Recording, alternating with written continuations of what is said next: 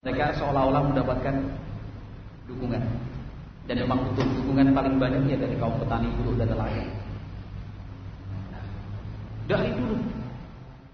Tetapi apakah benar mereka kaum komunis ini betul-betul membela kaum yang tertindas? Jawabannya tidak. Sejarahlah yang akan membuktikan. Dan kita memang harus belajar dari sejarah. Tadi pada sesi yang pertama kita sudah mengingatkan betapa para pemimpin komunisme itu hidup mewah. Hidupnya betul-betul mewah.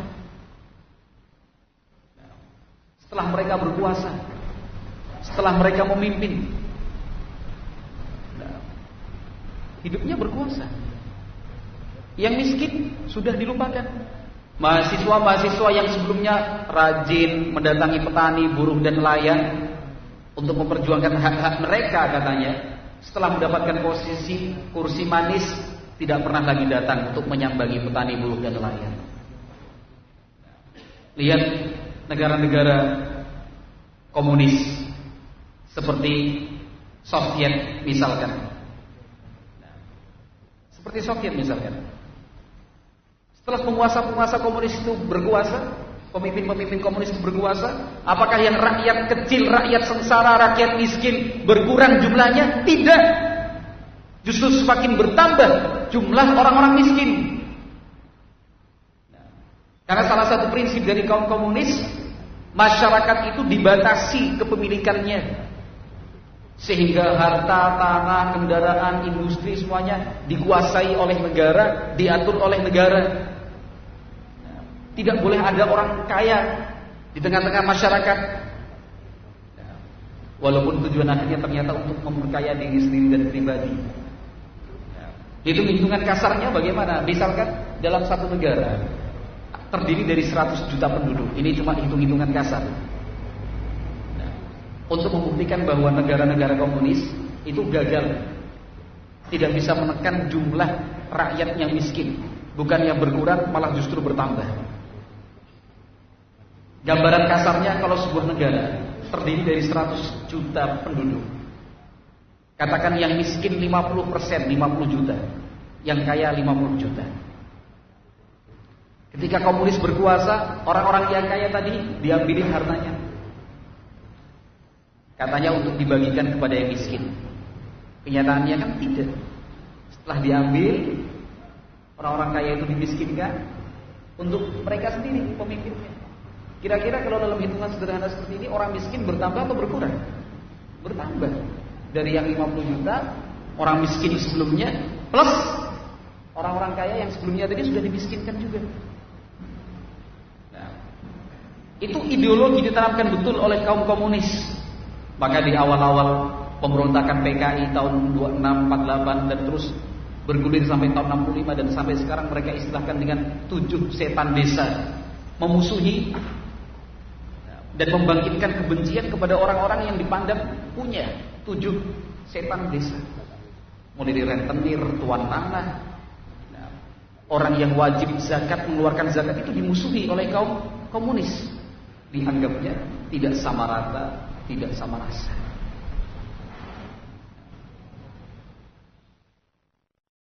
Ikhwati fillah rahimani wa rahimakumullah. Negara-negara yang dulunya menganut ideologi komunis pada akhirnya ambruk dan jatuh. Cina kan negara komunis, tapi kenapa kaya raya? Bahkan Amerika Serikat katanya berhutang ke Cina.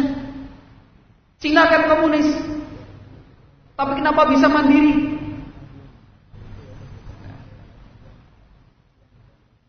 Kaum komunis di Cina itu bermuka dua, berwajah ganda. Mereka mengaku sebagai pengikut dan penganut paham komunis, tapi untuk perekonomiannya kapitalis. Panjenengan atau anda yang punya basic pelajaran ekonomi baik mikro maupun makronya pasti paham. Jadi secara ideologi ya komunis, yang duduk di struktural pemerintah dari paling tinggi sampai ke bawah, yang duduk di struktur pemerintah itu ya kaum komunis. Tapi sistem perekonomiannya kapitalis.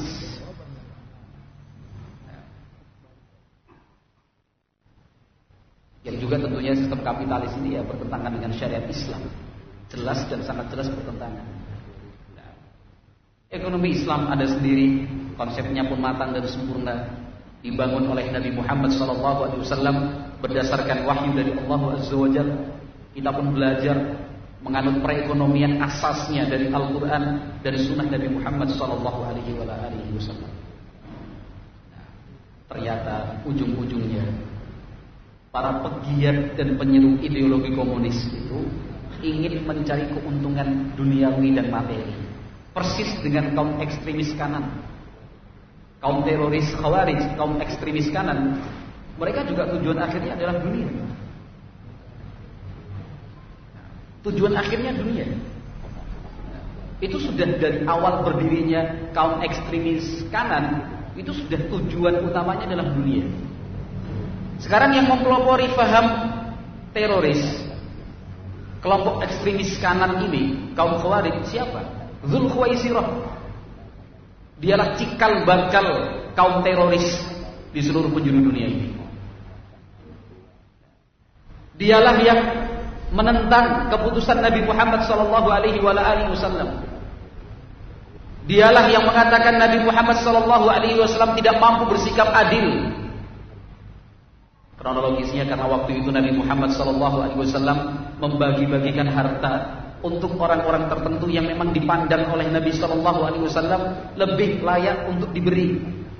Tentunya dengan pertimbangan Islam, pertimbangan dakwah dan kemaslahatan bersama. Pada saat Nabi SAW membagi-bagikan harta kepada kelompok tertentu, Dzul Khuwaisirah, cikal bakal dari penganut ekstremis kanan ini, bangkit berdiri, ya Rasulullah, ya Muhammad. Bukan ya Rasulullah, dia panggil ya Muhammad, i'dil fa innaka lam ta'dil. Ya Muhammad, Anda harus bersikap adil. Kalau seperti ini keputusannya tidak adil. Nabi Muhammad SAW menyatakan, ala ta'manuni wa ana aminu man fis sama'. Kenapa kalian tidak percaya kepada saya? Saya saja dipercaya oleh yang ada di atas langit sana. Jadi munculnya ekstremis kanan itu karena apa? Kecemburuan. Yang lain dapat kok saya enggak? Itu diberi, kenapa saya tidak diberi? Akhirnya protes. Saya mana wahai Rasulullah? Saya kok enggak dapat bagian seperti mereka? Nabi Muhammad SAW kemudian mengatakan, yakhruju min dhiddi hadzal rajul, akan keluar dari orang ini, artinya cikal bakalnya kaum ekstremis. Yang kemudian Nabi SAW menyebutkan ciri-ciri dan sifat kaum Khawarij. Itu terus berkelanjutan. Barakallahu fikum. Sampai pada masa pemerintahan Utsman ibnu Affan radhiyallahu taala ketika kaum ekstremis kanan yang kemudian sekarang sering disebut dengan kaum teroris, lalu lebih dikenal lagi dengan ISIS, Al-Qaeda, M11, Jamaah Islamiyah, JI, Mantiki dan yang lainnya. Bermetamorfosa menjadi seperti itu. Tapi di zaman pemerintahan Utsman bin Affan yang membunuh sahabat Utsman siapa? Ya kaum ekstremis kanan, kaum Khawarij.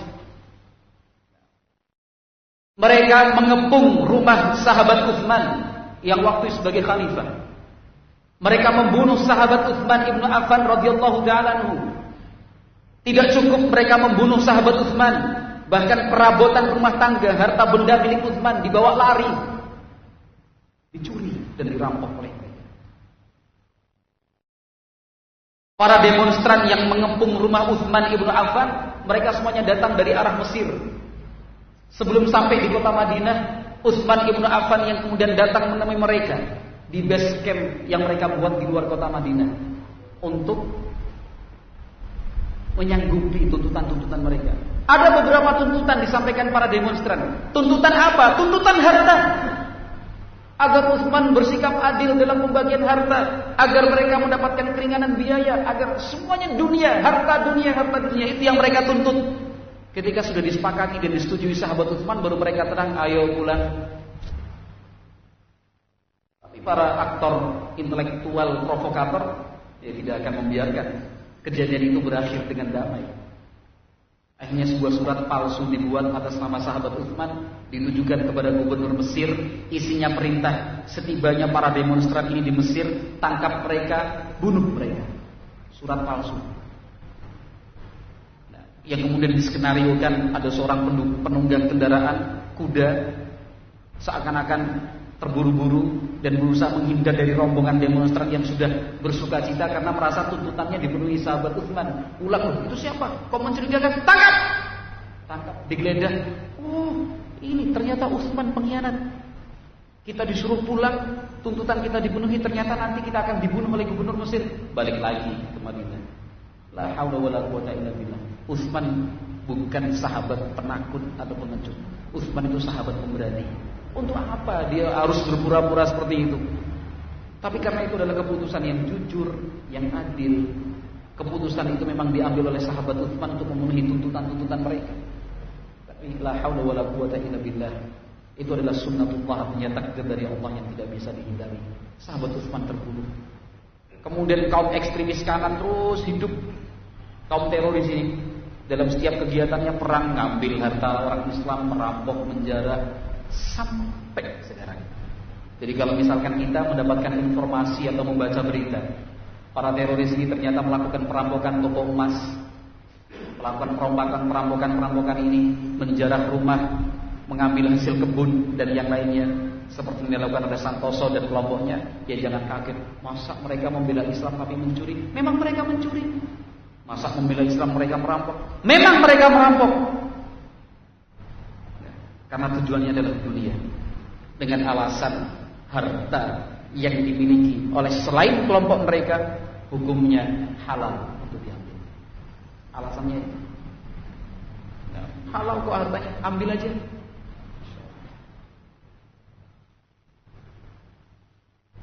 Sehingga gerakan atau pemahaman apapun yang bertentangan dengan Islam, itu pasti tujuan akhirnya adalah dunia, harta, materi. Seperti ISIS, Al-Qaeda, mereka mengelola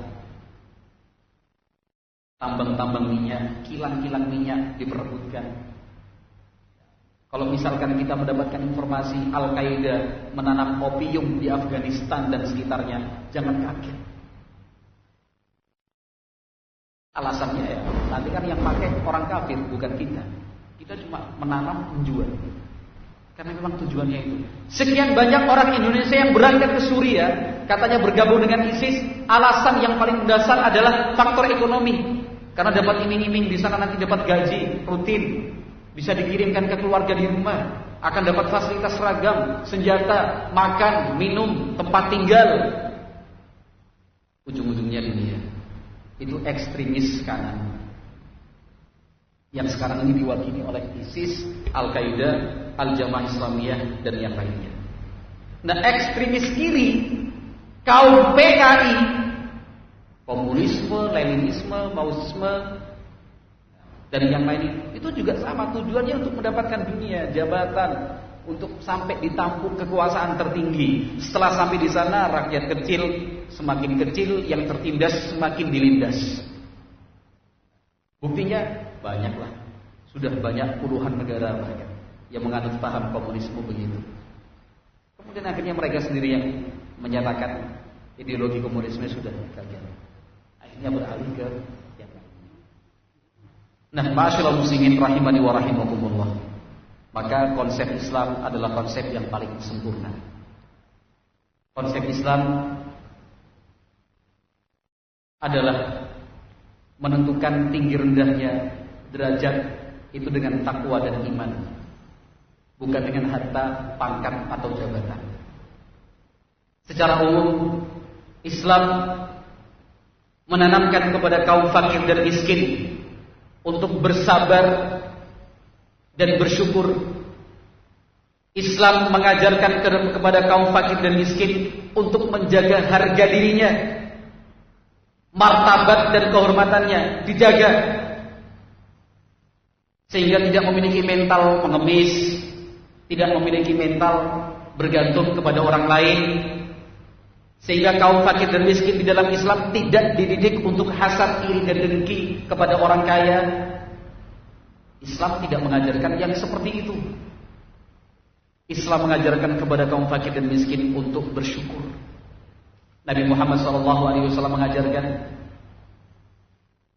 "Unzuru ila man huwa asfala minkum Wala tanzuru ila man huwa fawqakum fa innahu ajdaru an la tazdaru ni'matallahi 'alaikum.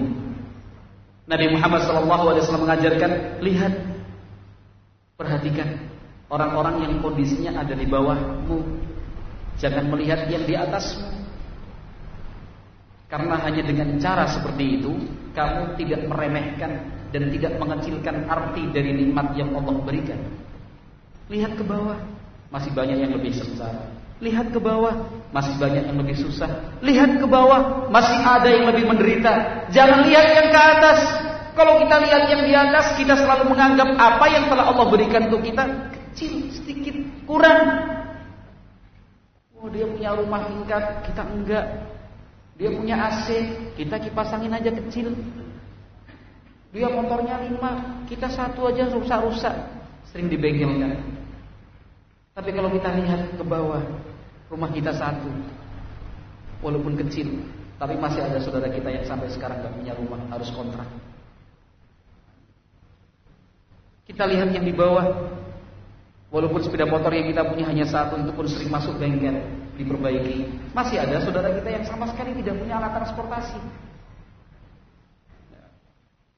Kita merasa rumah kita kecil, tidak bertingkat, tapi masih ada saudara-saudara kita yang rumahnya terbuat dari bambu dan gede. Itu perintah Nabi. Untuk siapa? Kaum fakir dan miskin, supaya bersyukur dan tidak membanding-bandingkan diri dengan orang kaya yang lebih dalam hal materi dunia. Nah, itu perintah dari Nabi Muhammad SAW kepada orang-orang fakir dan miskin. Tidak malah dididik benci. Bukan kemudian ditanamkan hasad, iri dan dengki kepada orang-orang kaya. Sabar, jangan lihat yang di sana. Lihat yang ada di bawahmu. Bisa dibandingkan dan dibedakan antara paham komunisme dengan pendidikan Islam ya. Kalau tadi saya sudah gambarkan pegiat-pegiat komunisme mendatangi kaum buruh, petani, nelayan, kemudian diajak, lihat tuh orang kaya korupsi, tuh orang kaya begini, sana tambah kaya, sana kita. Nah, kita kan rakyat juga punya hak, juga punya ini segala macam. Itu komunis. Tapi kalau Islam, masya Allah, tuntunan Nabi, jangan lihat yang di sana, lihat yang di bawahmu. Itu tuntunan dari Islam, dari Nabi Muhammad SAW. Diajarkan untuk banyak-banyak bersyukur. Kaum fakir miskin, rakyat kecil, dididik dan dituntun oleh Islam untuk bersabar. Kalau tadi bersyukur dengan cara seperti itu, melihat yang ada di bawah. Yang kedua, Islam mengajarkan kepada kaum fakir dan miskin untuk bersabar, berpikir positif bahwa itu adalah pilihan yang terbaik untuk kita dari Allah Subhanahu wa taala. Maka Nabi Muhammad SAW sering dan selalu menghibur saudara-saudaranya, sahabat-sahabatnya yang fakir miskin. Kata Nabi SAW, "Wallahi mal faqra akhsha 'alaikum, walakinni akhsha an tubsata 'alaikum ad-dunya kama busitat 'ala man kana qablakum fatanafasuha kama tanafasuha fatuhlikakum kama ahlakathum." Itu yang dipesankan Nabi SAW kepada orang fakir dan miskin. Dalam hadis riwayat Muslim disebutkan, waktu itu Nabi Muhammad SAW salat subuh, ternyata masjid full. Sahabat-sahabat datang dari banyak daerah, banyak tempat dari pinggiran kota Madinah, sama-sama salat subuh di masjid Nabi SAW.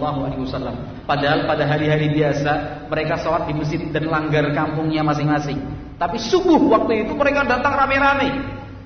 Nabi SAW membaca, dan beliau mampu membaca apa yang ada di dalam pikiran sahabat-sahabatnya, apa yang sedang dibayangkan oleh mereka. Karena mereka semua telah mendengar bahwasanya sahabat Abu Ubaidah baru saja datang dari negeri Bahrain membawa harta yang begitu banyak, harta zakat, harta infak dan yang lainnya. Nabi Muhammad senyum-senyum. Lalu Nabi Muhammad tadi menyatakan, "Wallahi mal faqra akhsha 'alaikum." Demi Allah, sama sekali aku tidak mengkhawatirkan kefakiran atau kemiskinan untuk kalian. Saya tidak pernah khawatir, kata Nabi. Saya tidak pernah merasa takut kalau kalian jatuh miskin. Itu pesan Nabi, hadis riwayat Muslim. Justru yang saya takutkan kalau dunia ini Allah bentangkan untuk kalian, sebagaimana dunia ini pun dulu telah dibentangkan untuk umat-umat sebelum kalian, lalu kalian berlomba-lomba untuk mendapatkan dunia seperti yang telah dilakukan umat sebelum kalian. Tapi karena akibat perlombaan untuk mendapatkan dunia membinasakan mereka, yang aku khawatirkan perlombaan untuk mendapatkan dunia itu akhirnya menghancurkan dan membinasakan kalian juga. Jelas tuntunan Islam. Nabi Muhammad SAW malah mengingatkan kita bahwa konflik, pertikaian, masalah, pertengkaran, pembunuhan itu semuanya berasal dari harta, uang. Tapi orang fakir, orang miskin yang beriman, bertakwa kepada Allah Subhanahu wa taala dididik seperti itu oleh Nabi SAW. Saya bukan takut kalau kalian fakir miskin.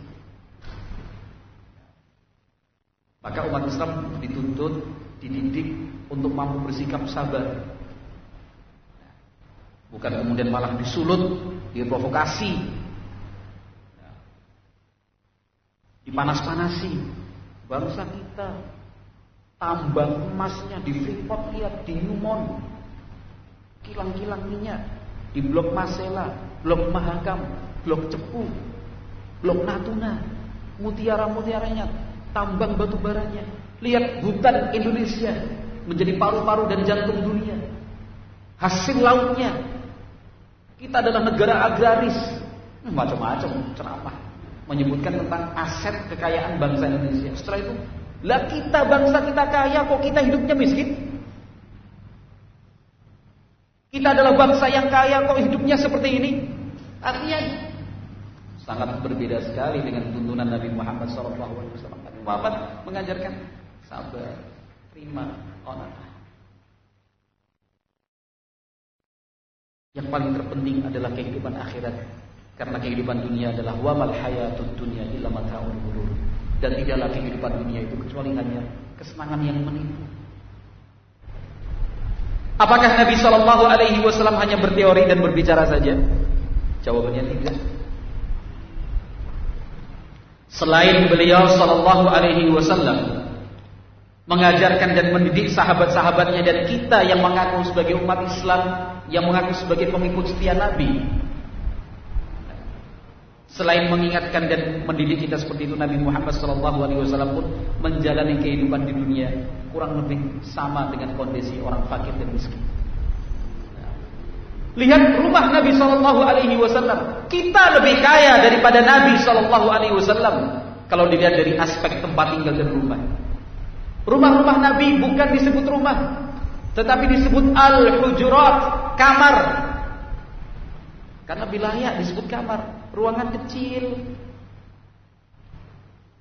perabot rumah tangga apa adanya. Itu rumah Nabi SAW. Rasulullah SAW menyabar-nyabarkan sahabatnya yang fakir dan miskin, tetapi Nabi juga ikut bersama dengan mereka merasakan seperti apa kehidupan orang fakir dan miskin. Rumah beliau kecil, disekat-sekat, sallallahu alaihi wasallam. Tidak ada karpet halus, tidak ada karpet berbulu, tidak ada keramik, tidak ada granit. Rumah Nabi adalah tanah biasa. Yang ada hanyalah tikar kasar. Kalau Nabi bangun istirahat, dari istirahatnya membekas di pundak, di punggung, di pinggang, di pipi, bekas tikar yang kasar. Itu rumah Nabi SAW. Padahal seandainya Nabi mau, rumah yang terbuat dari emas perak pun pasti akan dipenuhi oleh sahabat-sahabatnya. Tapi ternyata Nabi lebih memilih untuk hidup layaknya orang yang tidak punya. Nabi SAW pernah selama 2 bulan berturut-turut dapurnya asap tidak mengepul, tidak ada yang dimasak. 2 bulan berturut-turut. Sampai kemudian ditanya istri-istri Nabi, dan selama 2 bulan itu apa yang dimakan? Istri-istrinya menjawab, ibunda kita, al-aswadan, air putih dan kurma. Demikian juga adalah al-hadaya, hadiah yang sering diantar dan diberikan oleh tetangga-tetangganya dari kalangan Ansor. Itu Nabi SAW. Kalau sudah pagi datang menjelang selesai dari Masjid Nabawi, beliau pulang ke rumah tanya, hal indaki min ta'am, ada makanan sarapan pagi ini? Tidak ada, wahai suamiku. Idzan asum, kalau enggak ada makanan sarapan, saya puasa saja hari ini. Itu Nabi SAW. Bukan kemudian diprovokasi, bukan kemudian malah dibangkitkan emosinya, bukan malah kemudian ditanamkan kebencian seperti yang dilakukan kaum komunis. Tapi orang fakir miskin rakyat kecil disabar-sabarkan oleh Nabi Muhammad SAW.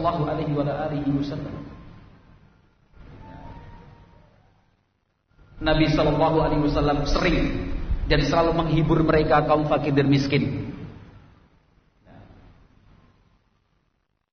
Nabi SAW menghibur mereka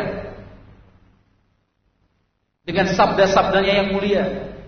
Beliau memberitakan, aku pernah ittala'tu 'alal jannah. Saya pernah melihat kondisi dalamnya surga. Fa idza 'abata ahliha ad-du'afa wal masakin. Kata Nabi SAW, saya pernah menyaksikan isi dalamnya surga. Ternyata penduduk surga itu mayoritas dari kalangan lemah dan orang-orang miskin. Kan hiburan. Artinya potensi kita untuk menjadi penduduk surga lebih besar ketika kita hidupnya sederhana dibandingkan kaya raya. Karena mayoritas penduduk surga itu orang miskin, orang-orang du'afa, orang-orang lemah. Nabi SAW mengkabarkan perdebatan antara surga dan neraka. Neraka mengatakan fiya al-jabbarun. Wah, penduduk di dalamku adalah orang-orang kaya, orang-orang yang berlaku semena-mena, penguasa. Sementara qala fil jannah fiha ad-du'afa, fiya ad-du'afa wal masakin. Kalau aku, kata surga, di dalamku orang-orang lemah dan orang-orang miskin. Nabi SAW menghibur kaum fakir dan kaum miskin. Yadkhulu al-fuqara'ul jannata qabla al-aghniya bi 500 'am. Kata Nabi SAW, orang-orang fakir miskin akan mendahului orang kaya masuk surga nanti jaraknya 500 tahun lamanya. Jadi orang miskin dulu yang masuk surga, orang kaya belakangan. Jarak masuknya orang miskin dengan orang kaya berapa lama? 500 tahun. Lebih duluan orang miskin. Asalkan iman bertakwa, ikhlas dan tulus di jalan Allah Subhanahu wa taala. Nah, kenapa? Dalam kesempatan yang lain Nabi SAW mengingatkan dan menyadarkan, karena orang yang miskin hisabnya lebih cepat, lebih mudah dibandingkan orang kaya. Orang kaya ditanya hartanya itu didapat dari mana, digunakan untuk apa. Semakin banyak hartanya ya semakin lama dan panjang jawab pertanyaan tanya jawabnya. Tapi kalau orang miskin gak punya apa-apa, mau ditanya apa? Kamu punya harta? Tidak ya Allah. Sudah selesai pertanyaannya. Tapi orang kaya punya harta ada. Rumah 5. Kok bisa punya rumah? Uangnya dari mana? Korupsi. Ini mencuri, menipu. Terus untuk apa? Tanya banyak. Mobilnya berapa? Tanahnya berapa? Empangnya berapa Mas Firdaus? Tanya. Itu sudah berita dari Nabi Muhammad SAW. Semakin banyak hartanya ya semakin lama hisabnya. Tapi kalau orang fakir dan miskin, wah, lebih cepat masuk surga. Jaraknya berapa lama? 500 tahun. Lama gak itu 500 tahun jauh? Kita aja ngantri 1 jam udah pusing. Ya Muhammad ya, ngantri 1 jam udah pusing tuh. Pengennya cepet-cepetan aja. Cepet-cepet gimana? Tanggung jawabmu banyak nih. Yang harus diselesaikan dulu nih, tanya jawab dengan Rabbul Alamin. Wa 'an malihi min aina iktasabahu wa fima anfaqah. Kata Nabi SAW dalam hadis Abi Barzah Al-Aslami riwayat Tirmidzi. Setiap orang akan ditanya tentang hartanya dan didapat dan diperoleh dari mana serta digunakan untuk apa. Ya sudah jelas. Kalau banyak harta ya pertanyaannya lebih banyak. Kalau nggak punya, itu kan cara Nabi SAW menghibur, menyenangkan hati sahabat-sahabat yang fakir dan miskin, dikondisikan untuk tetap tenang. Subhanallah. Di sisi yang lain, Nabi Muhammad SAW juga menyampaikan nasihat khusus kepada orang-orang kaya yang punya harta. Mereka dianjurkan, diperintahkan, dan dicontohkan oleh Nabi SAW sendiri untuk menunaikan zakat yang wajib, untuk menyerahkan sedekah, infak dan hadiahnya diberikan kepada orang-orang fakir dan miskin. Yang fakir miskin diminta bersyukur dan bersabar. Lihat yang di bawahmu, jangan lihat yang di sana. Yang orang-orang kaya diminta, coba lihat saudaramu di sana. Kasihani mereka, berdermalah untuk mereka, sehingga harmonis kehidupan kaum muslimin di zaman Nabi SAW, di zaman sahabat, luar biasa harmonis. Tidak ada pertentangan kelas, tidak ada hasad, iri dan dengki. Nah, tentram, saling menghormati, saling memuliakan.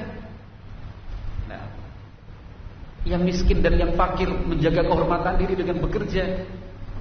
Sampai Nabi SAW menyatakan, demi Allah, lebih baik kalian berangkat ke tengah hutan, yahtatib, mengumpulkan ranting dan dahan kering, diikat menjadi setumpuk kayu bakar, lalu dia angkut dia pinggul, dibawa ke pasar dijual. Itu lebih baik daripada dia meminta-minta. Dididik oleh Nabi untuk punya harga diri yang fakir dan miskin ini. Bukan kita miskin, kita kaya. Kita miskin, harus perhatikan kami. Kita ini rakyat jelata, orang kecil, perhatikan kami, mana hak kami. Beda banget dengan konsep Nabi Sallallahu Alaihi Wasallam. Jaga harga dirimu, pertahankan kehormatanmu. Kalau itu sudah dilaksanakan, kehidupan itu harmonis. Nabi Sallallahu Alaihi Wasallam sering sekali mengingatkan sahabat-sahabatnya yang kaya, yang punya harta, untuk ingat saudara-saudaranya yang fakir dan miskin. Banyak sekali ayat-ayat Al-Quran yang memerintahkan untuk hal ini. Ara'aital ladzi yukadzibu bid-din, fadzalikal ladzi yad'ul yatim wa la yahuddu 'ala ta'amil miskin. Tahukah kamu siapa mereka yang dikatakan mendustakan agama? Fadzalikal ladzi yad'ul yatim. Orang yang mendustakan agama itu adalah orang-orang yang merendahkan anak-anak yatim. Wala yahuddu 'ala ta'amil miskin, dan tidak mengajak orang lain untuk sama-sama memberi makan bagi kaum miskin. Dikatakan mendustakan agama, artinya diancam. Orang-orang kaya yang punya harta kalau tidak memberikan hak untuk yang miskin diancam, disebut sebagai pendusta agama. Nabi Muhammad sallallahu alaihi wasallam mengajak sahabat-sahabatnya untuk mau berbagi, memberi hadiah, menunaikan zakatnya, tanpa menzalimi sedikit pun orang-orang yang kaya. Dalam pengumpulan zakat misalkan, Islam sudah menetapkan wa iyyaka wa karaima amwalihim. Para petugas-petugas zakat ini sudah dipesan oleh Nabi SAW, kalau bertugas mengumpulkan zakat, hati-hati, jangan mengambil harta milik orang lain yang paling berharga, tapi yang sedang-sedang saja. Jangan ambil yang paling bagus, tapi yang sederhana, yang pas-pasan, yang ada di tengah. Itu Nabi Muhammad SAW. Nabi SAW mengingatkan orang-orang kaya dan berharta ini, laisal mu'min alladhi yashba'u wa jaruhu ja'iun. Hadis dikeluarkan oleh Imam Al-Bukhari dalam Al-Adabul Mufrad dan disahihkan oleh Syekh Al-Albani rahimahullah. Kata Nabi SAW, belum sempurna iman seorang hamba kalau dia makan sampai kenyang sementara tetangganya masih lapar. Itu perintah dari Nabi SAW agar kita punya kepekaan, sensitivitas dengan lingkungan tetangga, orang-orang di sekitar kita. Sampai Nabi mengatakan imannya tidak sempurna, dia kenyang kok tetangganya melapar. Ya mana tahu kalau tetangga saya lapar, berarti kamu yang tidak perhatian. Allah Subhanahu wa taala berfirman, "Wa fi amwalihim haqqun lis-sa'ili wal mahrum." Pada harta yang mereka punya ada hak yang mesti diambil lalu disalurkan kepada orang-orang yang lis-sa'ili wal mahrum, untuk mereka yang meminta dan membutuhkan, mereka-mereka yang tidak bisa untuk bekerja dan berusaha. Itu dituntut, diajarkan oleh Nabi sallallahu alaihi wasallam. Dan Nabi sendiri sallallahu alaihi wasallam memberikan contoh. Sehingga tuntunan dari Nabi sallallahu alaihi wasallam ini bisa diterima dengan baik. Kalau tadi kepada orang fakir dan miskin bukan hanya memotivasi dan menghibur mereka, Nabi pun dalam keseharian seperti orang fakir dan miskin. Kepada orang-orang kaya, ketika Nabi sallallahu alaihi wasallam mengajak mereka untuk berinfak, bersedekah, memberi hadiah, Nabi sallallahu alaihi wasallam juga memberikan contoh. Nabi sallallahu alaihi wasallam suatu saat mengatakan, "Saluni." Minta apa yang kalian mau. Sahabat minta ini ya Rasulullah, kasih. Sampai yang terakhir habis. Kata Nabi sallallahu alaihi wasallam, "Seandainya masih ada lalu kalian minta, pasti aku beri." Karena Nabi sallallahu alaihi wasallam adalah sosok yang dermawan. Nabi sallallahu alaihi wasallam itu senang berinfak, senang bersedekah. Karena berinfak dan bersedekah itu tidak hanya berlaku ketika kita punya banyak harta. Kita yang sedikit hartanya pun tetap diperintahkan berinfak dan bersedekah sesuai kadar harta yang kita punya. Karena kadar sedekah yang kita berikan itu tinggi rendahnya, bukan ditentukan dengan jumlah. Sahabat pernah bertanya kepada Nabi sallallahu alaihi wasallam tentang mahya afdhalus shadaqati ya Rasulullah. Sedekah yang paling afdal itu apa wahai Rasulullah? Kata Nabi sallallahu alaihi wasallam, "Anta tasaddaq wa anta sahihun syahihun takhshal faqr."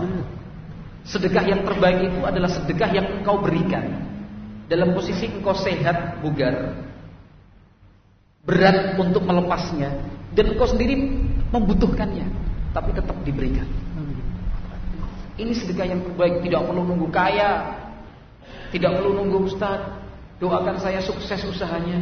Nanti kalau sudah sukses, 50% dari hasil saya akan saya berikan untuk dakwah, untuk pondok, untuk membebaskan tanah, untuk wakaf. Banyak banget janjimu mas. Gak usah janji-janji aja, langsung ngasih. Kenapa sih? Fisabilillah. Minta didoakan sukses kan ya ustaz ya. Ya minta pada Allah, dekatkan dirimu pada Allah Subhanahu wa ta'ala. Allah akan berikan kemudahan dan jalan keluar.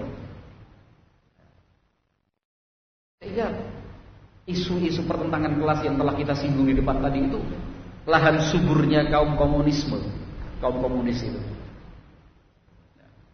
Yang mereka sasar ya orang-orang miskin, kaum fakir,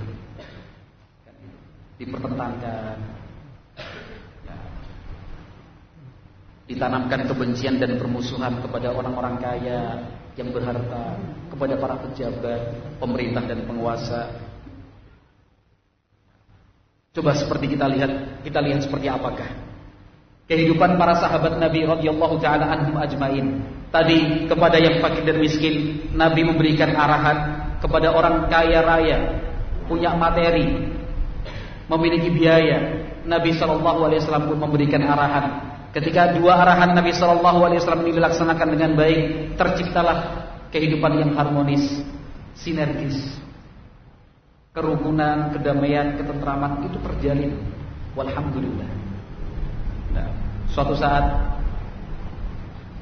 orang-orang fakir, miskin datang menemui Nabi Muhammad sallallahu alaihi wasallam.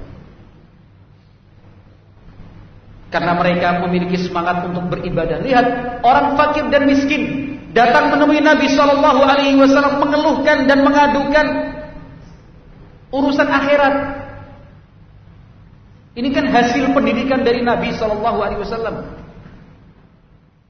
Kaum fakir, kaum miskin datang menemui Nabi sallallahu alaihi wasallam mengadukan urusan akhirat. Mereka mengatakan, "Ya Rasulullah, dhahaba ahlud duthur bil ujur wan na'imil muqim." Ya Rasulullah, saudara-saudara kami wahai Rasulullah, orang-orang kaya yang punya harta banyak itu wahai Rasulullah, mereka sudah melampaui kami. Pahala mereka lebih banyak daripada kami. Mereka meminta arahan dan tuntunan dari Nabi. Caranya untuk bisa mendapatkan pahala seperti yang telah didapatkan orang-orang kaya itu bagaimana? Masya Allah. Itu kondisi kaum fakir dan miskin di zaman Nabi. Kondusif, aman. Karena yang mereka inginkan akhirat dan pahala. Kalau zaman sekarang kaum fakir dan miskin datang kemanapun minta dana dan bantuan. Maka yang ada benci, kecewa, hasad, iri, dengki. La haula wala quwwata illa billah. Nabi SAW bertanya, kok bisa? Maksudnya apa? Orang-orang fakir dan miskin menjawab, ya Rasulullah, saudara-saudara kami orang kaya, yusalluna kama nusalli wa yasumuna kama nasum wa yatasaddaquna wa la natasaddaq. Kata orang-orang fakir miskin, ya Rasulullah, kami sholat, orang-orang fakir dan miskin. Yang kaya juga sholat, sama. Kami puasa, mereka juga puasa, wahai Rasulullah, sama. Tapi giliran bersedekah, wahai Rasulullah, mereka bisa bersedekah, kami nggak bisa. Mereka memerdekakan budak, kami tidak mampu. Itu kan tandanya mereka dapat pahala lebih banyak menurut sahabat-sahabat yang fakir dan miskin. Maka Nabi Muhammad SAW menyampaikan kepada mereka, maukah kalian aku bimbing melakukan sesuatu? Kalau kalian lakukan itu, kalian pasti bisa menyusul dan bersaing dengan mereka. Tentu mau, wahai Rasulullah. Lalu Nabi Muhammad SAW mengajarkan kepada mereka bertasbih 33 kali selesai sholat wajib, bertahmid 33 kali, bertakbir 33 kali. Selesai sholat 5 waktu, ucapkan zikir seperti itu. Nah, itu diajarkan dan dituntun Nabi SAW. Pulang mereka senang. Orang-orang fakir dan miskin senang. Kenapa? Sudah mendapatkan kesempatan untuk bisa berlomba-lomba mendapatkan surga Allah Subhanahu wa taala. Mereka merasa sudah tidak mampu menyaingi orang-orang kaya dalam hal ibadah yang sifatnya harta, sedekah, membebaskan budak dan yang lainnya. Dapat tuntunan dari Nabi SAW. Sekian waktu berikutnya, orang-orang fakir dan miskin ini kembali lagi datang kepada Nabi SAW. Ya Rasulullah, wahai Rasulullah, gimana ini? Apalagi saudara-saudara kami, orang-orang kaya, mereka melakukan hal yang sama dengan yang kami lakukan, berzikir juga seperti kami, wahai Rasulullah. Kata Nabi SAW, dzalika fadlullah yu'tihi man yasha.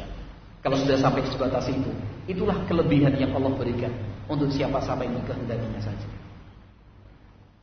Nah, jadi perlombaannya bukan urusan dunia, perlombaannya bukan urusan pembangunan, perlombaannya bukan urusan luas-luasan dan tinggi-tinggian rumah, tapi perlombaan antara orang kaya dan miskin di zaman Nabi itu perlombaan untuk mendapatkan ridha dari Allah Subhanahu wa taala.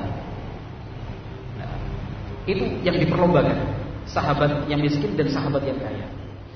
Nah, tapi ada satu pertanyaan yang harus kita jawab. Kok bisa orang-orang kaya ngerti?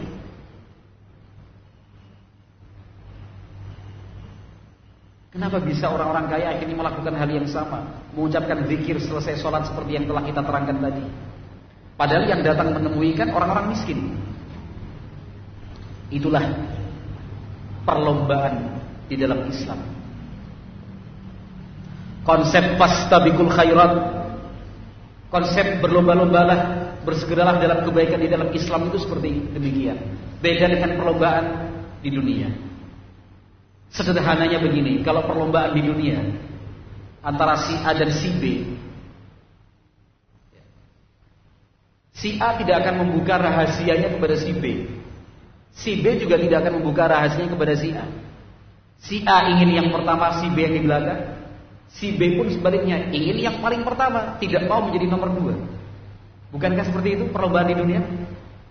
Tapi kalau perlombaan di dalam beribadah, perlombaan kita di dalam kebaikan, nah, kebaikan yang kita ketahui, kita bagi kepada pihak yang lain. Pihak yang lain pun demikian, ketika mendapatkan informasi tentang kebaikan, tidak dia sembunyikan, tetapi dia sampaikan kepada pihak yang berikutnya.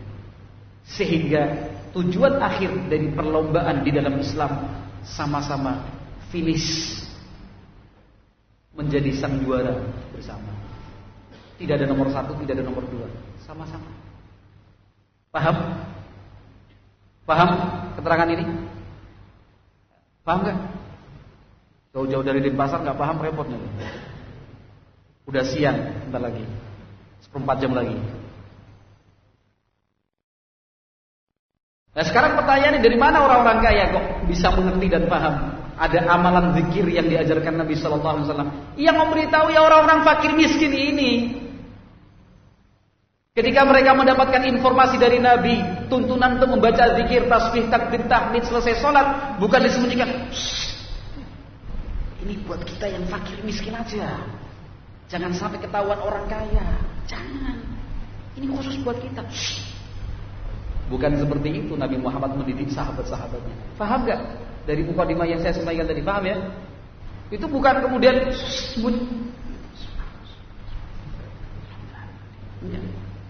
bukan ditutup-tutupi, tapi malah diberi tahu kan, karena Nabi Muhammad mendidik umatnya untuk menyampaikan ilmu. Kan begitu ya? Ilmu yang sudah kita dapatkan disampaikan. Subhanallah, ya akhirnya orang-orang kaya itu tahu juga. Rupanya orang-orang kaya pun tidak mau kalah dengan yang fakir miskin. Nah, mereka tidak mau kalah dalam hal urusan akhirat. Akhirnya mereka pun melakukan hal yang sama. Keputusan akhirnya apa? Keputusan akhirnya ya sabda Nabi alaihi salatu wassalam, "Dzalika fadlullah yu'tihi man yasha." Itulah keutamaan yang Allah Subhanahu wa taala, ada kelebihan yang Allah berikan untuk hamba yang dikehendakinya saja. Nah, jadi pada akhirnya berlomba-lomba. Itu kondisi orang fakir dan kondisi orang miskin, fakir miskin dan kondisi orang-orang kaya di zaman Nabi Muhammad SAW. Bukan kemudian dipertentangkan kelasnya antara borjuis dan proletar, pejabat, rakyat, kaya dan miskin. Itu bukan kemudian diciptakan permusuhan dan kebencian. Nah, yang kaya memperhatikan yang miskin menghormati yang kaya. Yang kaya berbagi kepada orang-orang yang miskin mendoakan kebaikan untuk orang-orang yang kaya. Maka itu tugas kita, umat Islam. Tugas kita untuk membantu meringankan beban saudara-saudara kita yang fakir dan miskin, agar tidak termakan dan menjadi korban faham komunisme. Kalau kita biarkan saudara-saudara kita yang sedang membutuhkan, tanpa ada usaha dari kita untuk memberi dan berbagi kepada mereka, saudara-saudara kita yang fakir dan miskin akan menjadi santapan kaum komunis. Kita harus aktif dan semangat di dalam berdakwah fisabilillah.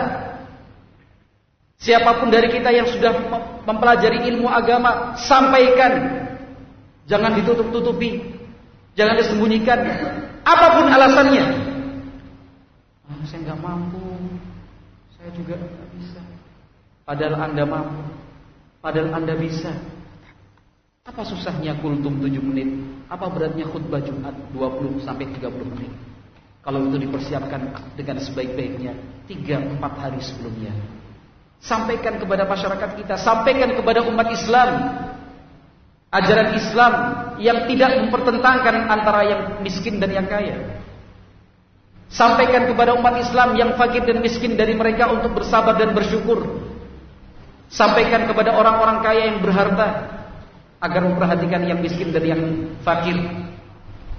Sampaikan dalam ceramah, dalam kultum, melalui buku dan majalah, juga praktek secara langsung. Kita mau berbagi kepada tetangga-tetangga kanan dan kiri.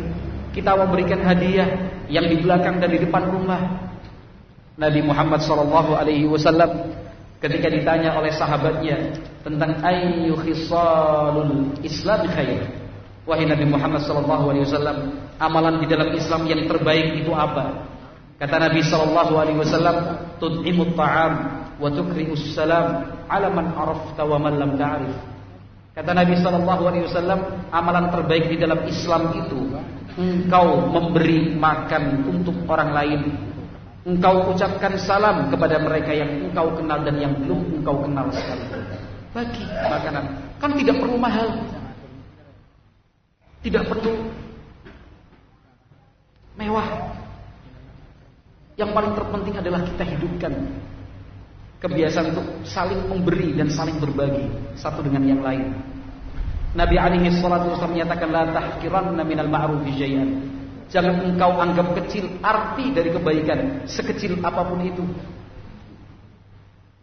Nabi Muhammad SAW secara khusus mengingatkan kaum ibu dan kaum wanita untuk tidak mengecilkan arti sedekah, walau fil sinasyatin, walaupun yang dibagikan untuk tetangga adalah sop tulang tanpa daging, hanya tulang dan kuahnya. Nabi SAW perintahkan kepada sahabat Abu Dzar, ya Abu Dzar, idza tabakhta maraqatan fa'akthir ma'aha. Wahai Abu Dzar, kalau engkau memasak makanan berkuah, perbanyak kuahnya.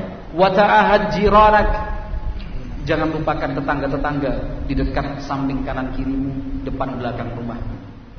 Itu pesan dari Nabi SAW. Perhatikan orang miskin, perhatikan orang fakir. Jangan merasa aku butuh kok, saya aja perlu, saya juga miskin, saya juga fakir. Tidak. Masih ada yang lebih fakir dan lebih miskin daripada kita.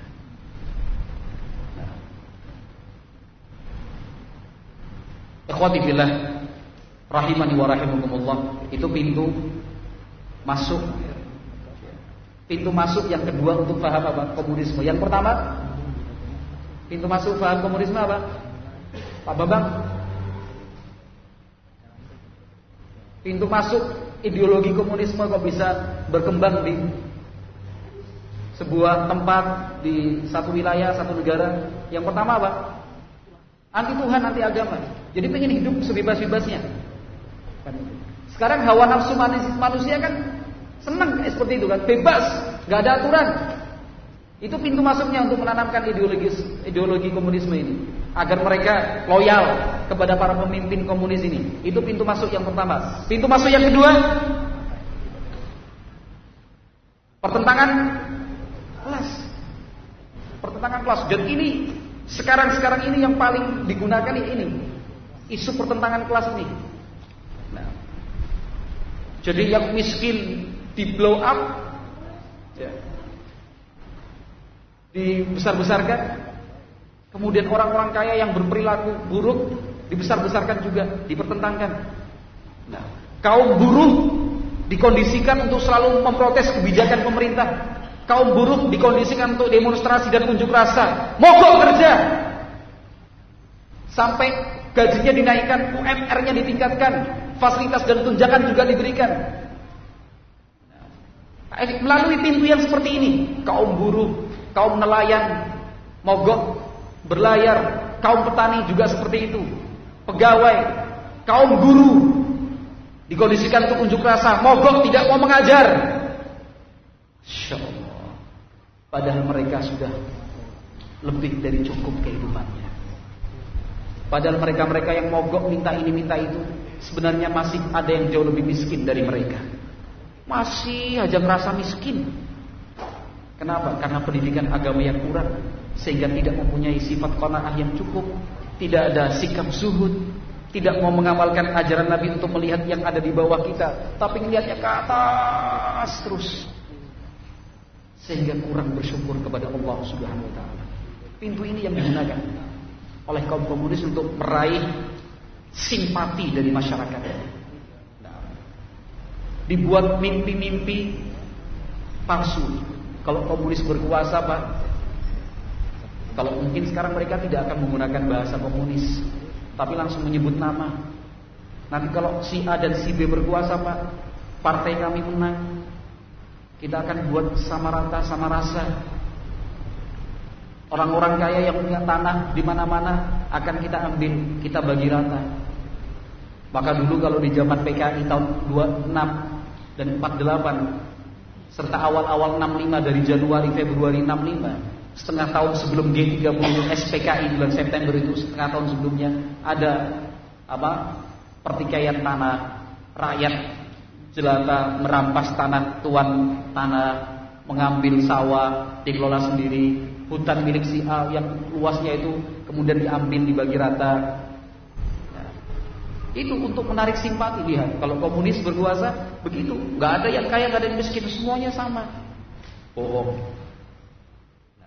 Dan tadi kita sudah sampaikan fakta sejarah dari negara-negara komunis, bagaimana para pemimpin komunis itu ternyata memperkaya diri sendiri, adapun rakyatnya yang sengsara tetap sengsara, bahkan lebih sengsara.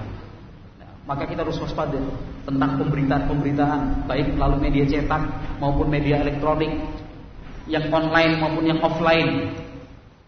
Kita harus waspada dengan pemberitaan atau isu-isu yang mempertentangkan kelas. La haula wala quwwata illa billah. Itu perlu peran besar dari kita semua. Untuk menyampaikan konsep sabar, konsep syukur, konsep qanaah, konsep berprasangka baik, konsep saling mendoakan kebaikan antara satu dengan yang lainnya. Ikhwati fillah, ma'asyiral muslimin rahimani wa rahimakumullah. Pintu untuk ideologi komunisme yang ketiga, walaupun pintu ini untuk zaman sekarang tidak sehebat dengan pintu yang pertama dan kedua dalam hal pengaruhnya, tetapi sejarah telah membuktikan bahwa melalui pintu yang ketiga ini juga ideologi komunisme itu ditanamkan dan ditancapkan. Pintu apa? Pintu kekerasan. Kaum komunis tidak akan segan-segan mengambil tindakan kekerasan, penggulingan kekuasaan, pemberontakan.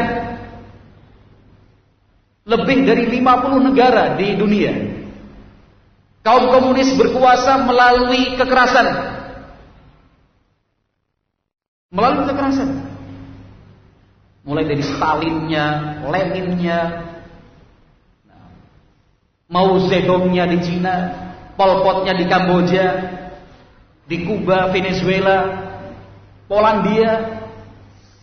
Itu kekuasaan kaum komunis diraih dengan menggunakan pintu yang ketiga, kekerasan.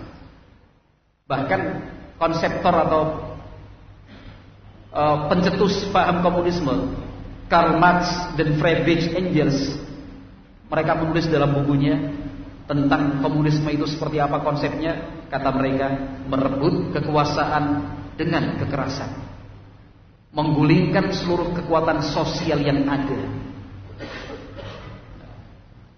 Kita jangan ujub, jangan bangga diri. Jangan ujub, jangan bangga diri bagaimana, wah sekarang beda. Kalau dulu mungkin mereka bisa melakukan pemberontakan, kalau sekarang kayaknya kecil pemberontakan. Oh, jangan ujub, jangan sombong kamu. Sikap ini yang kemudian membuat kita lengah. Membuat kita lengah. Jangan pernah berpikir, tidak akan terbayang masa pemberontakan yang dulu pernah lakukan akan terulang kembali. Jangan sombong saudaraku. Jangan. Khawatirnya kalau kita sombong, Allah hukum kita. Kita yang menjadi korban pertama dari kekejaman mereka. Apa tidak cukup? Kaum komunis di Indonesia melakukan pemberontakan sudah 3 kali. Yang pertama tahun 1926. Walaupun saat itu Indonesia belum berdiri dan merdeka, yang mereka berontak adalah pemerintah Hindia Belanda. Tetapi konsep pemberontakan ini yang mereka anut dan mereka usung untuk menancapkan paham komunisme. Musso termasuk yang memberontak pada tahun 26-27. Karena digagalkan dia lari ke Moskow, langsung berguru kepada Stalin. Tahun 35 dia pulang. 10 tahun kemudian berguru ke Moskow, pulang ke Indonesia, mulai membangun jaringan lagi. Tahun 36 kembali lagi ke Moskow, sampai tahun 48 pulang. Hampir 22 tahun dihabiskan oleh Musso untuk menimba ilmu secara langsung dari pemimpin komunis di Soviet. Lalu dia bawa faham merebut kekuasaan dengan kekerasan itu dengan adanya Afair Madiun, memproklamirkan diri sebagai Republik Soviet Madiun. Nah, kekerasan. Ketika penggulingan kekuasaan itu jangan dikira prajuritnya sedikit, berbatalion-batalion. Nah, tentara-tentara Indonesia yang kemudian terpengaruh paham komunisme. Anda bisa membaca 5 jilid buku yang diterbitkan oleh Pusat Sejarah TNI Angkatan Darat. Di situ satu persatu diterangkan. Yang nulis bukan kita, yang nulis adalah dari TNI sendiri. 5 jilid diterangkan upaya penumpasan pemberontakan PKI. Betapa PKI waktu itu didukung oleh sekian kekuatan batalion dengan persenjataan yang lengkap. Nah, yang mendukung siapa? Ya mohon maaf saja, prajurit-prajurit yang waktu itu berkhianat kepada bangsa. Nah, jangan dipikir, wah masa sih berkhianat lagi? Loh. Nah, mereka terus bergerak. Sejarah sudah terjadi. Pemberontakan tahun 65 kan juga didukung oleh pengkhianat-pengkhianat bangsa yang menggunakan seragam prajuritnya. Pengkhianat. Maka kita tidak boleh merasa aman. Gak mungkin lah. Gak mungkin gimana? Sudah 3 kali terjadi di Indonesia kok bilangnya gak mungkin lagi. Namun sekarang mereka akan lebih berhati-hati, lebih cerdas lagi. Nah, tidak ingin mengulangi kesalahan yang sama seperti dulu, tergesa-gesa dan terburu-buru. Tapi melalui pintu yang ketiga inilah komunisme itu ditanamkan. Nah, lihat perkataan mereka, merebut kekuasaan dan kekerasan. Lenin di Rusia ketika berkuasa sampai mengatakan tidak masalah jika 3/4 dunia ini habis, asalkan 1/4 sisanya adalah komunis. Untuk melaksanakan komunisme kita tidak gentar berjalan di atas mayat 30 juta orang. Dan betul-betul diucapkan dan dilakukan pembunuhan sebanyak 30 juta orang oleh Lenin. Ketika Deng Ai melapor kepada Mao Zedong di Cina sebelum pemberontakan tahun 65. Sebelum tahun 65, Mao Zedong juga ucapannya seperti itu, pengucapannya sudah meminta kepada Deng Ai untuk segera lakukan revolusi, bahasanya. Gulingkan kekuasaan, rebut kekuasaan itu. Deng Ai sempat menyatakan susah. Karena angkatan darat dan jenderal-jenderalnya memusuhi PKI. Kalau untuk menggulingkan kekuasaan berarti banyak yang harus disingkirkan. Kata Mao Zedong, instruktur paham komunisme dari Cina sana mengatur. Nah, tahukah kamu? Saya di suatu tempat, disebutkan nama tempat di Cina, saya membunuh sekian puluh ribu orang. Kamu cuma berapa orang saja kok takut? Akhirnya terjadilah penculikan para jenderal pada tahun 65, 30 September dan malam 1 Oktober tahun 1965. Nah, mereka kemudian menguasai tempat-tempat dan objek vital RRI, sekitar negara, istana negara, Pangkalan Udara Halim Perdana Kusuma, tempat-tempat yang strategis mereka kuasai. Pemberontakan, mengulang kembali pemberontakan yang mereka lakukan tahun 48 di Madiun. Nah, ini pintu yang ketiga. Barakallahu fikum. Nah, pintu yang ketiga ini tidak jauh berbeda dengan pintu yang keempat, yaitu ajaran terorisme, melakukan pembunuhan, penculikan, penganiayaan, pembakaran. La haula wala quwwata illa billah. Bupati Magetan waktu itu tahun 48 diangkat, kemudian disilangkan di atas mulut sumur, digergaji hidup-hidup. Setelah digergaji kemudian dibuang ke dalam sumur. Nah, di Jawa Barat, Jawa Tengah, Jawa Timur, sekian ratus bahkan ribuan umat Islam dibunuh dan dibantai oleh kaum PKI. Bukan satu, bukan dua, bukan tiga. Itu aksi teror mereka lakukan. Itu pintu untuk menanamkan paham komunisme melalui pintu yang keempat untuk menanamkan paham komunisme. Dengan cara kekerasan, tadi yang kedua pemberontakan, ketiga pemberontakan, yang keempat adalah dengan teror, aksi teror. Nah, fala haula wala quwata illa billah. Jangan merasa tidak mungkin itu terjadi. Nah, artinya itu hanya beberapa pintu yang bisa saya sampaikan pada kesempatan hari ini. Pintu-pintu yang digunakan oleh kaum komunis untuk menanamkan ideologinya. Kalau mereka tidak bisa menggunakan pintu yang keempat, tidak bisa menggunakan cara yang ketiga, mereka akan gunakan pintu yang pertama. Kalau pintu yang pertama kurang berhasil, mereka akan memperjuangkan melalui pintu yang kedua, yaitu pertentangan kelas. Dan ini yang kemudian menarik simpati sekian banyak elemen dan unsur masyarakat.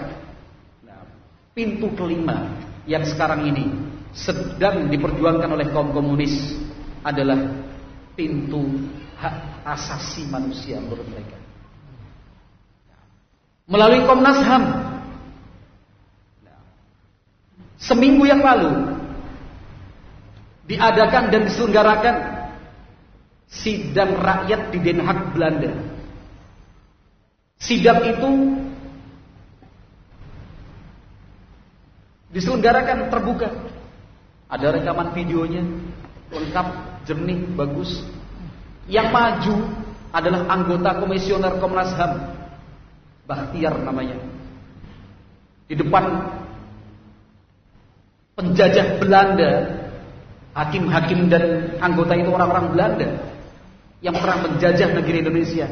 Dia menuntut agar pemerintah Indonesia meminta maaf atas korban-korban PKI. Menuntut pemerintah Indonesia untuk memberikan kompensasi kepada korban-korban isu dari PKI. Yang kemudian di akhir persidangan, hakim saat itu menyatakan pemerintah Indonesia telah bersalah, sehingga diharuskan untuk minta maaf kepada PKI, harus minta maaf kepada korban PKI. Cuma permainan kata saja. La haula wala quwata illa billah. Ini yang disebut pengkhianat negara. Terang-terangan dia menjual negara kita. Katanya nasionalis, ternyata anti nasionalis. Dia menjual negara kita. Menuntut keadilan kepada penjajah Belanda, sementara seharusnya kita yang menuntut Belanda untuk minta maaf kepada rakyat Indonesia. Kita juga yang menuntut PKI untuk meminta maaf kepada umat Islam karena mereka duluan yang memulai. Mereka yang pertama kali membantai, menganiaya, membakar dan seterusnya. Komnas HAM. Ketika film Pulau Buru, Tanah Air Beta yang dibuat oleh kaum komunis mengangkat cerita tentang sastrawan dan seniman-seniman PKI, tahanan politik PKI yang dibuang dan diasingkan di Pulau Buru. Mereka kemudian dimaafkan. 400 lebih tahanan politik, 460 tahanan politik dari PKI yang dulunya dipenjara dan diasingkan di Pulau Buru dibebaskan, mendapatkan keringanan hukuman, pulang kembali ke Jawa, Sulawesi, Sumatera. Tokoh-tokoh PKI masa lalu pulang bebas, dibuat film menggambarkan, mengaduk-aduk perasaan orang yang melihat dan menyaksikan. Kasihan, berpuluh-puluh tahun di penjara, diasingkan, kehidupannya serba sengsara, menderita. Nah, sampai dibuat judul Pulau Buru, Tanah Air Beta. Padahal kan kita orang Indonesia, Indonesia adalah tanah air beta. Dibuai, dibesarkan bunda. Orang Indonesia kan gitu. Kalau PKI enggak, PKI tanah airnya Pulau Buru. Emang di sana mereka di penjara? Ini mereka pulang ke kampung halaman, merekrut lagi, menghidupkan lagi strukturnya. Kongres-kongres dilakukan, kongres sampai kongres yang ke-10. Nah, itu rutin. Pertemuan di rumah-rumah senior-senior PKI, simposium-simposium diadakan. Nah, di salah satu kantor ormas besar di Jawa Tengah bahkan dibuat acara refleksi mengenang hari kelahiran PKI yang ke-59. Itu di kantor ormas Islam, terang-terangan. Nah, film senyap dibuat, kaos Palu Arit di mana-mana, bendera Palu Arit di mana-mana. La haula wala quwata illa billah. Artinya mereka betul-betul ada. Nah, film tadi Pulau Buru, tempat lahir beta, Itu ditentang oleh banyak elemen masyarakat. Tapi akhirnya diputar juga. Di mana tempat pemutaran filmnya? Di kantor Komnas HAM Jakarta. Nah, jadi ini pintu yang kelima. Mereka mengatasnamakan hak asasi manusia, hak asasi manusia, hak asasi manusia. Padahal mereka itulah orang yang kaum yang melanggar hak asasi manusia. Sekian juta orang mereka bunuh. Yang kemudian dikatakan oleh ahli sejarah kekejaman kaum komunis di dunia ini lebih besar dibandingkan kekejaman kaum Nazi. Kekejaman Hitler melalui Nazinya itu ternyata dihitung secara angka hanya 10% dari jumlah total korban yang dibunuh oleh kaum komunis. 10%-nya saja. Padahal kita kalau dengar cerita tentang Nazi dan Hitler itu sudah merinding. Ya, sudah merinding. Ternyata hanya 10%-nya dari kekejaman kaum komunis. Fala haula wala quwata illa billah. Yang jelas kita sebagai umat Islam tidak boleh lengah, tidak boleh lalai. Karena kaum PKI terus yang dikatakan oleh Kepala Staf Angkatan Darat, gerakannya makin sulit dikenali dan menyusup ke berbagai lini tanpa disadari. Ini ucapan Kepala Staf Angkatan Darat Jenderal Mulyono.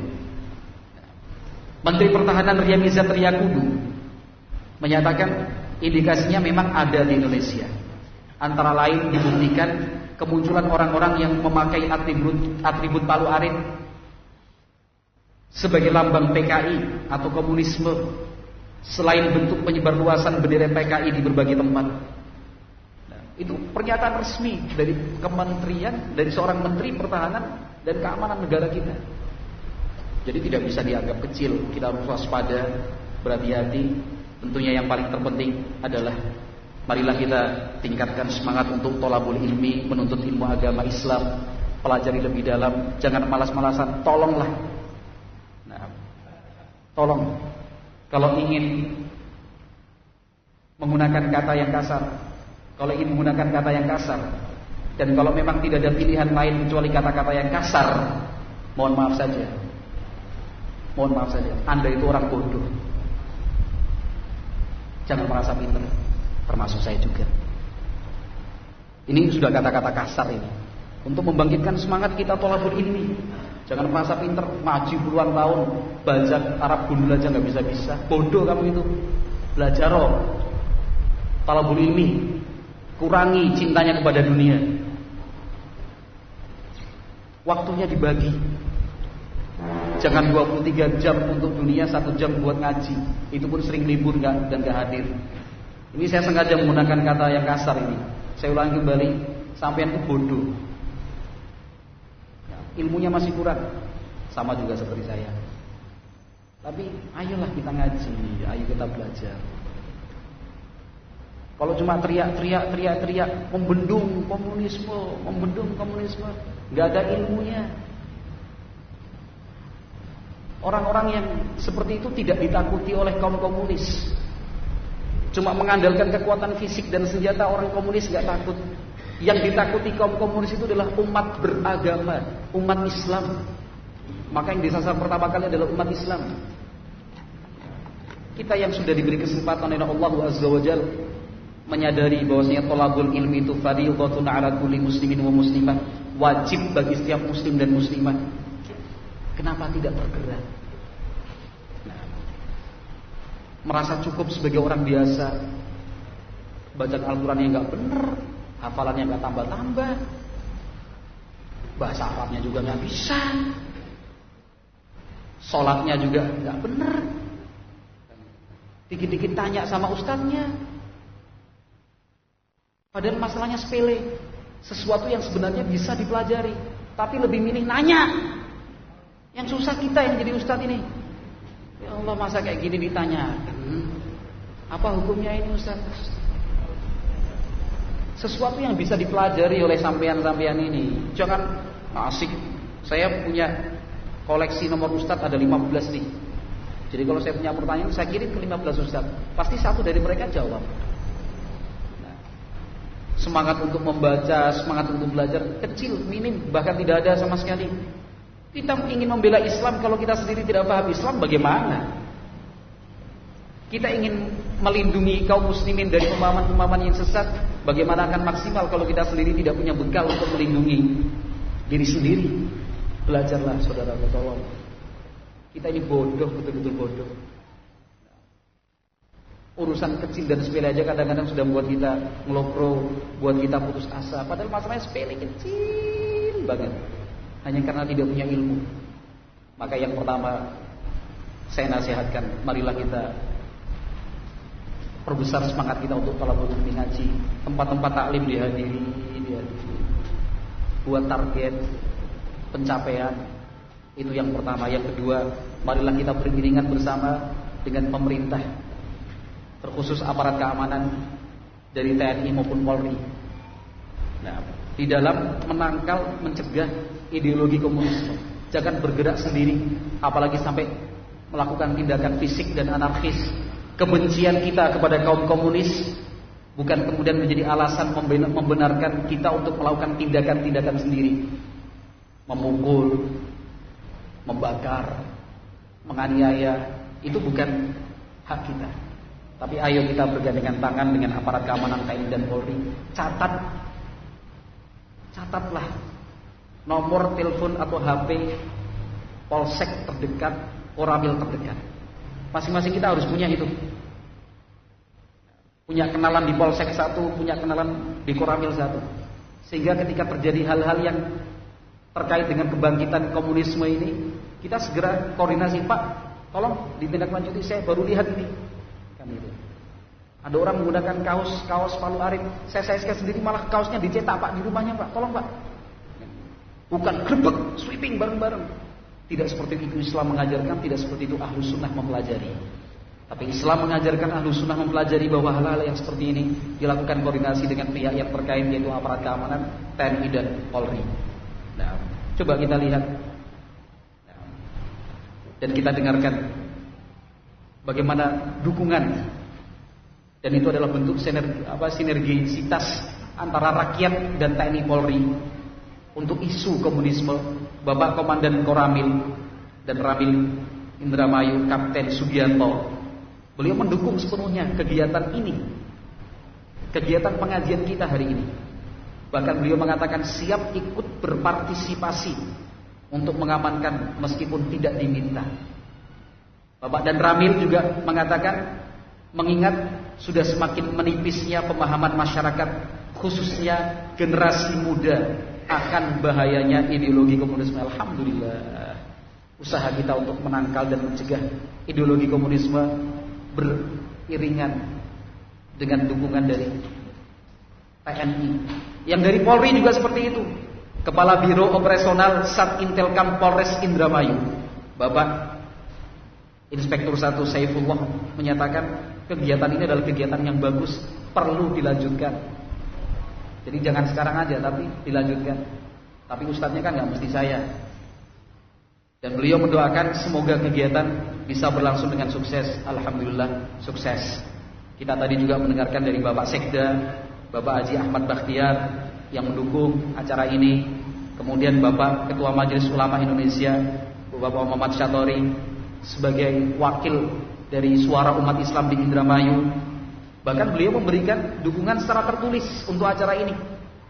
Bapak Ketua MUI, Pak Kiai Haji Muhammad Syatori tadi, itu memberikan dukungan secara tertulis. Pada prinsipnya kata beliau, saya setuju dengan pengajian yang akan dilaksanakan, dengan catatan laksanakan dengan baik agar ada manfaat dan maslahat yang baik, jaga kondusivitas. Alhamdulillah, beliau ikut hadir, memuji, mendukung secara langsung.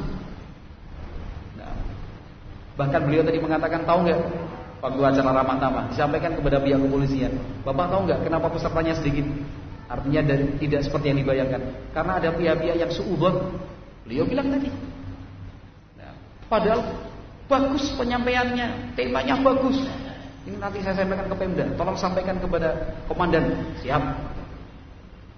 Ini kan dukungan semua. Artinya poin yang kedua ini juga tidak bisa kita lupakan begitu saja. Artinya selain ilmu agama yang harus kita gali dan kita perdalam, Kita pun harus beriringan, bergandengan tangan, koordinasi, konsolidasi dengan aparat keamanan terkhusus TNI dan Polri. Mudah-mudahan dengan cara yang kita tempuh seperti ini, Allah Subhanahu wa taala memberikan pertolongan dan bantuannya untuk kita, sehingga kita semua mendapatkan rahmat dan berkahnya dari Allah Subhanahu wa taala. Wallahu a'lam bishawab. Mudah-mudahan yang saya sampaikan ini bermanfaat, dan semoga Allah Subhanahu wa taala memberikan pahala yang sebaik-baiknya untuk kita semua. Saya ucapkan banyak-banyak terima kasih untuk semua pihak yang telah ikut membantu sehingga suksesnya program kegiatan hari ini, terkhusus pemerintah daerah Kabupaten Indramayu, demikian juga Polindra, Politeknik Negeri Indramayu, demikian juga seluruh aparat TNI dan Polri yang telah memberikan banyak fasilitas dan lapangan, serta para peserta yang ada. Wallahu a'lam bishawab. Subhanakallahumma wa bihamdik, asyhadu an la ilaha illa anta, astaghfiruka wa atubu ilaik. Assalamualaikum warahmatullahi wabarakatuh.